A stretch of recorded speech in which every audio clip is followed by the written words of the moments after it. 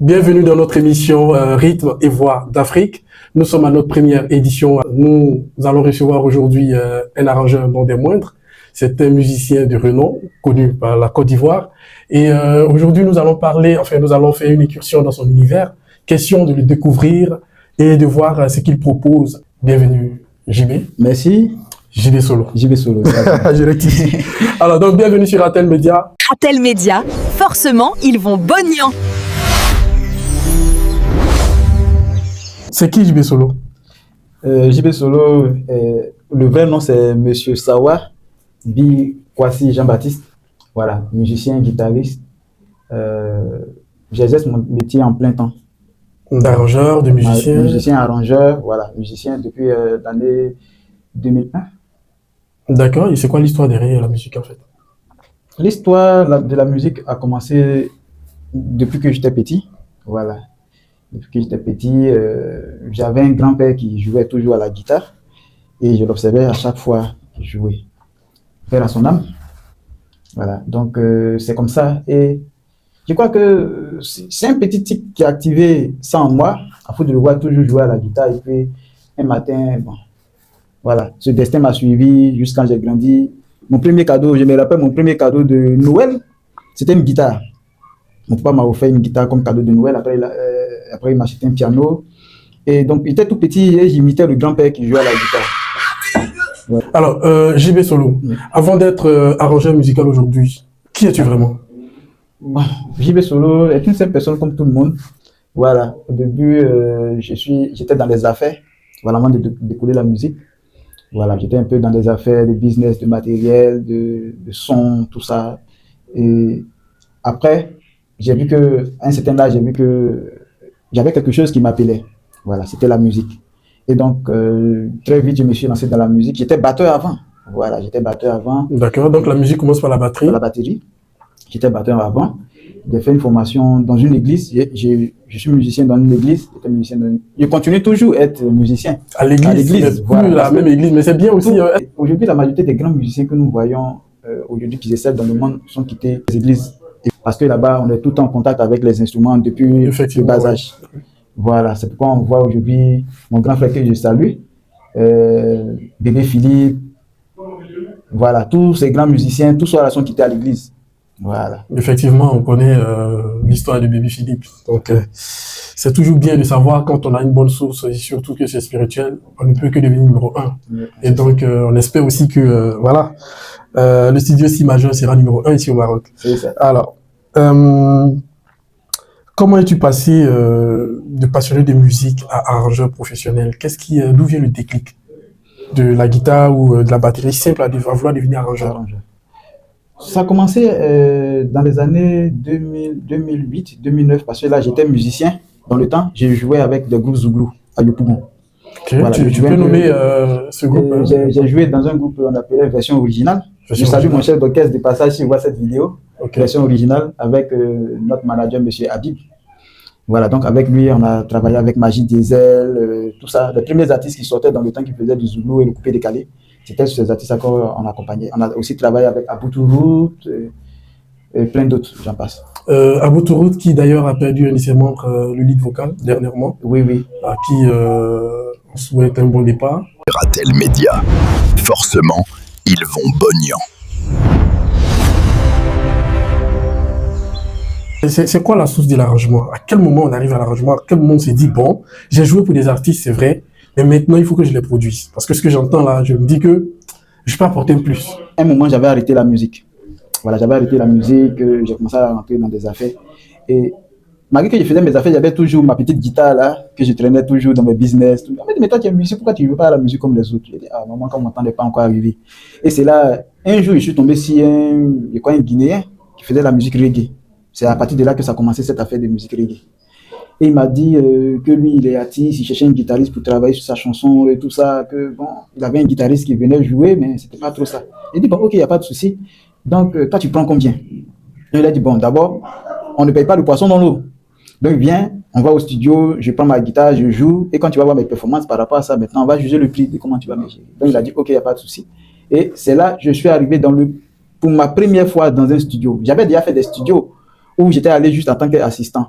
Voilà. Mais c'était Ok. ma première fois où j'étais acteur principal dans le studio. Voilà. Je ne maîtrisais pas encore les choses. Donc, quand je suis arrivé, j'ai pris ma guitare. D'abord, il y avait croisé un collègue guitariste, voilà, un vieux père guitariste qui était en train de jouer. Donc, quand il a fini ses partitions, et moi, je devais jouer 4 morceaux. Et pour moi, ça allait tellement rapidement en studio. En un heure de temps, j'avais déjà fini mes 4 morceaux. Structuré, bien accompagné. Vraiment, c'était vraiment professionnel. Et donc, c'est comme ça, l'arrangeur qui m'a vu m'a dit, bon, papa, tu joues très bien la guitare. C'est mieux en même temps, on travaille ensemble, on va collaborer. Donc, je vais te présenter d'autres arrangeurs. Et c'est comme ça, à partir de lui, j'ai connu les Champi Kilo, tous les vieux pères qui sont dans le domaine de la musique. Et je salue aussi au passage le vieux père Champi Kilo, voilà, qui était un mentor. Voilà, Donc, c'est cet artiste-là que tu vas arranger pour la première fois. voilà, c'est ça que je vais faire pour la première fois. Là, c'est quoi? Tu joues la partition guitare ou au final tu arranges tout le morceau? J'ai fait d'abord les partitions guitare et après j'ai commencé à faire des propositions d'arrangement parce que quand j'étais arrivé en tant que musicien, guitariste, j'avais déjà une notion de certains trucs dans la musique. Donc, certaines théories. Donc, quand je suis arrivé, j'ai écouté la musique. C'est vrai, c'était beau, mais j'ai commencé à apporter d'autres choses. Il fallait changer ça, l'intro, il fallait changer tout ça. Et j'ai travaillé en tant que arrière-plan dans le projet. Voilà. Parce qu'à la base, tu étais là pour poser en tant que guitariste. Et tu apportes ta touche. Donc, ton expertise va te positionner par la suite comme arrangeur assistant à la hand griffe. Parce que finalement, tu n'étais pas venu pour être arrangeur. Ouais. Mais non seulement tu découvres la place du premier en tant que guitariste principal, mais en même temps, tu apportes tes touches qui viennent de l'expérience de l'accompagnement des autres artistes et tout.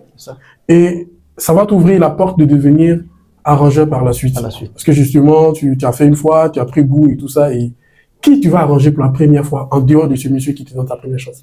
Kratel Média, forcément, ils vont bonian. Quand j'avais fait mes pas dans ce studio-là, l'arrangeur m'a réquisitionné pour travailler dans un autre studio. Donc là-bas, j'étais le principal, je faisais tous les pianos, les programmations, tout et tout.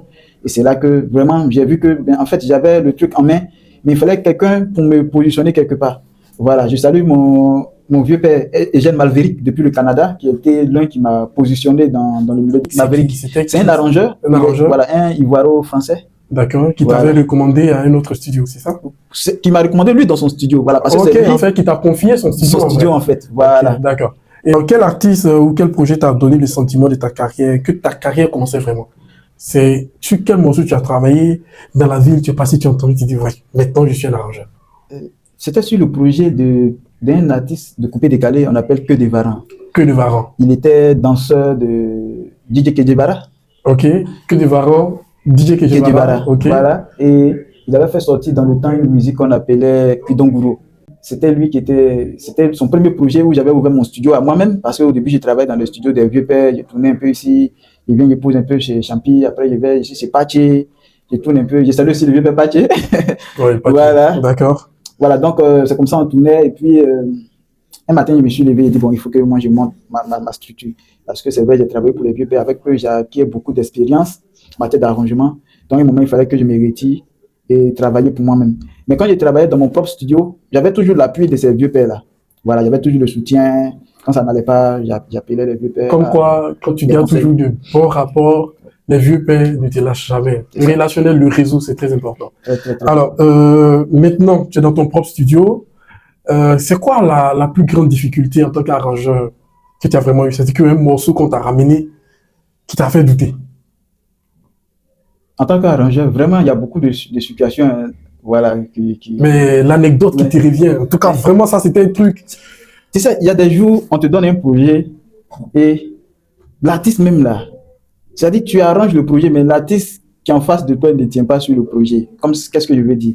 C'est-à-dire que quand tu fais un arrangement, on doit tenir compte de la performance de l'artiste. Effectivement. Est-ce que l'artiste peut tenir sur la musique? Moi, j'ai eu des projets, des gars que j'ai arrangés, pendant que l'artiste, il chante pas bien. Il chante pas bien, il connaît rien dans la musique et on me demande pas de faire l'arrangement. Donc moi, dans ma tête, je me dis que bon, c'est un gars qui serait célèbre, tout, donc il faut frapper fort dans le morceau. Donc moi, je tape dans le morceau. Souvent, il y a des morceaux que j'ai arrangés même sans entendre la voix du chanteur. Ok. Voilà. Ils m'ont dit... Ça dit, tu as fait l'instrumental Voilà. Entièrement. Entièrement. C'est-à-dire l'intro, le milieu, tout, même sans entendre la voix du chanteur, même sans voir le chanteur. Ok. Voilà. Et il y a des projets comme ça que j'ai travaillé dessus. Ils m'ont dit, bon, voici le truc, là, voici les différents accords, toi, crée quelque chose. Et à partir de là, j'ai fait l'intro, tout, j'ai fini, j'envoie au vieux père, ils finissent le projet, ça sort. Mais moi, je voyais jamais l'artiste que j'ai fait. Ok. Donc, ça dit que c'est quand ça sort, soit je suis dans la rue, je marche comme ça, puis j'écoute une musique, et puis je dis, mais attends, ça, ce sont mes touches, non? Ce sont mes guitares, ce sont mes trucs. Et voilà, c'est comme ça que ça reste. Bah, j'espère aussi que tu as été déclaré et donc tu as pu bénéficier de tes ressources parce que ça c'est une longue histoire. Ça c'est une longue histoire. Ratel Média. Forcément, ils vont bognant.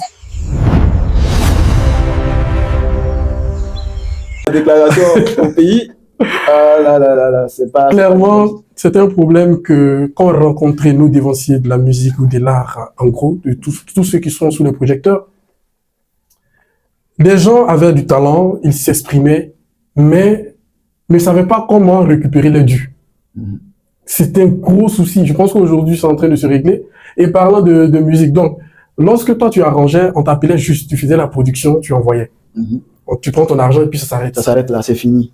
En musique, il y a ce qu'on appelle le droit d'auteur, il y a les droits voisins, il y a plein de trucs qui rentrent en ligne de compte. Et donc, un musicien aujourd'hui, c'est pour ça justement, les Africains, les très bons musiciens africains ne vivent pas de l'art, en dehors de quelques personnes quand même qui sortent les épingles du jeu. Sinon, aujourd'hui, les gens sont informés. Donc, il faut que tu sois déclaré au Burida, ou peu importe le pays dans lequel tu te trouves, si tu es musicien, il faut que tu te déclares. Chaque morceau que tu arranges, il faut que tu le déclares, tout simplement. Pour éviter d'entendre ton son dehors, mais tu n'as plus la paternité du produit. Parce que si le même son, tu le publies sur YouTube, par exemple, YouTube va te sanctionner. Parce que tu n'es pas auteur de la musique. Donc, tu l'envoies sur des plateformes de musique alors que la musique ne t'appartient pas, c'est rejeté. Et ton compte peut être bloqué. Et donc, c'est sur ça, désormais, qu'on travaille, bien entendu. On est là pour vous donner des informations, vous, en tant que musicien. Peu importe que vous soyez batteur, que vous soyez djembéiste. Moi, j'aime bien les appeler comme ça. Percussionniste. Voilà. Donc, si vous êtes dans le djembé et tout ça, c'est artistique. Et quand vous jouez, il faut enregistrer, vous pouvez mettre sur Internet et vendre votre musique. C'est ça. Voilà. Ayez votre site Internet, allez sur des sites Internet qui sont connus, où vous pouvez proposer vos musiques. Après, on vous l'achète, vous prenez votre argent et vous êtes tranquille. Et tant que ça sera produit par derrière, tant que ça sera déclaré, les maisons de distribution vont toujours vous permettre de bénéficier de votre droit d'auteur, tout simplement. Alors, qu'est-ce qui va faire que JB Solo, à un moment donné, va vouloir envie d'abandonner la musique, en fait? Moi, je suis autodidacte. J'ai pas fait l'école de musique pour apprendre le piano, pour apprendre tout ce que vous voyez là. L'arrangement. Voilà. Je suis gaucher. Et imaginons que, bon, JB, tu viens, c'est comme ça que je joue la guitare. Tu vois, c'est comme ça que je jouais à la guitare. À la base. À la base. Et mon formateur qui m'a pris, je salue, je fais JC. Voilà, il m'a dit que, vraiment petit, si tu veux aller vite là, c'est mieux que tu apprennes à jouer en tant que droitier. Donc, j'étais gaucher, il fallait que je me familiarise à apprendre à jouer avec la main droite. Et là, c'était difficile. À un moment, je bossais, ça me chauffait le cerveau parce que c'était pas la main avec laquelle j'ai. Oui, c'est une question d'habitude en fait. C'est ce temps-là qui m'a fait réfléchir. À un moment, j'avais voulu abandonner. Et il m'a dit un jour, j'y vais persévérer, un jour la musique va t'envoyer loin. C'est sûr que la musique va t'envoyer loin. Et ce père-là, il est toujours là. Malgré mes situations difficiles, c'est compliqué, il me donne toujours des conseils spirituels pour essayer de m'aider à aller de l'avant. D'accord. Alors, qu'est-ce qui va te donner envie de ne jamais t'arrêter en fait? Quelle est l'anecdote qui t'a donné envie de continuer, peu importe ce qui va arriver, parce que tu as compris que la musique, vraiment, c'est ton truc. Je vais expliquer un truc, je vais prendre un exemple simple. L'arbre qui est planté en bordure du marigot ou à côté du marigot, il ne peut jamais être en faillite, ni tomber. Parce que tant qu'il est planté à côté du marigot, il reçoit toujours l'eau. Effectivement. Voilà, donc ça peut dire qu'il y a une source qui est derrière, c'est que nous, on est chrétiens. Je suis d'une famille chrétienne. Voilà. Et la source, elle est spirituelle. Et c'est un don que Dieu nous a donné. Toute notre famille, tout le monde est musicien et homme d'affaires. En plus, c'est le vieux qui ne chante pas. Lui, il est là pour nous donner des conseils sur la vie, pour aller de l'avant. Et quand tu es un jeune, voici comment tu dois marcher, tu dois te comporter, tout ça. Le vieux, il est là pour, c'est notre guide spirituel. C'est ça. Maintenant, le reste, maman chante jusqu'à la dernière. Tout le monde chante. On est 5 enfants. Tout le monde est musicien. Bah. Dans la famille. Comme quoi, un chien n'accouche pas des chats. Et donc, quand on a un environnement qui nous permet de baigner vraiment dans la musique, forcément, on devient un bon musicien. C'est ça. Ratel Média, forcément, ils vont bognant.